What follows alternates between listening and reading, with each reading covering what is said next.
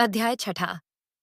परमेश्वर द्वारा आदम और हव्वा को चेतावनी, जिसमें वह बताता है कि उन्होंने कैसे और क्यों पाप किया। लेकिन परमेश्वर ने उन पर दृष्टि डाली, क्योंकि उन्होंने अत्यधिक शोक के कारण स्वयं को मार डाला था। लेकिन वह उन्हें उठाएगा और सांत्वना देगा। इसलिए उसने अपना वचन उनके पास भेजा कि वे खड़े हों और तुरंत उठ खड़े हों। और प्रभु ने आदम और हव्वा से कहा, तुमने अपनी स्वतंत्र इच्छा से अपराध किया, जब तक कि तुम उस बाग से बाहर नहीं आ गए जिसमें मैंने तुम्हें रखा था। तुमने अपनी ही इच्छा से दिव्यता, महानता और मेरे समान ऊंचे पद की इच्छा करके अपराध किया।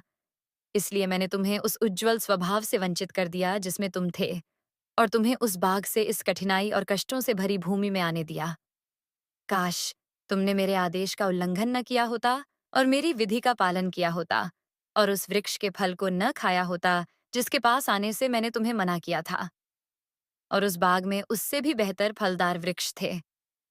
लेकिन दुष्ट शैतान, जो अपनी पहली अवस्था में स्थिर न रहा, न ही अपनी विश्वास योग्यता को बनाए रखा, जिसमें मेरे प्रति कोई अच्छा अभिप्राय नहीं था और जिसे मैंने बनाया था, फिर भी उसने मेरा तिरस्कार किया और ईश्वरत्व की चाह की। इसलिए मैंने उसे स्वर्ग से नीचे गिरा दिया। वही है जिसने उस वृक्ष को तुम्हारी आंखों में मनोहर बना दिया, ताकि तुम उसकी बात सुनकर उसे खा लो।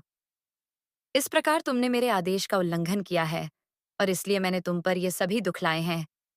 मैं परमेश्वर सृष्टिकर्ता हूँ, जिसने जब अपनी सृष्टियों को बनाया तो उन्हें नष्ट करने का इरादा नहीं था। लेकिन जब उन्होंने मेरे क्रोध को भड़काया, तो मैंने उन्हें गंभीर विपत्तियों से दंडित किया, जब तक कि वे पश्चाताप न करें। लेकिन यदि इसके विपरीत वे अपने अपराध में कठोर बने रहते हैं, तो वे सदा के लिए श्राप के अधीन रहेंगे।